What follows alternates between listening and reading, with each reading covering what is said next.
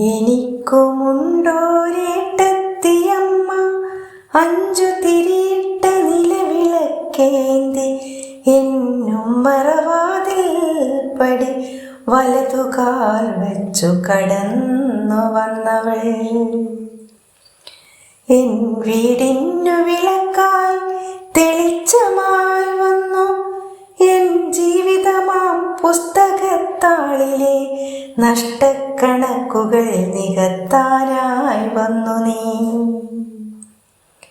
ദുഃഖപൂരിതമൻ കൗമാരപ്രായത്തിൽ പെറ്റമ്മയെ പോൽ തണലായി നിന്നു നീ.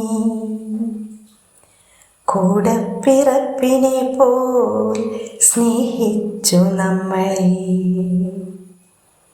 ഇനിയുള്ള ജന്മവും എന്നിടത്തെ അമ്മയായി പുനർജനിച്ചെങ്കിലെന്നാശിച്ചുപോയി ഞാൻ.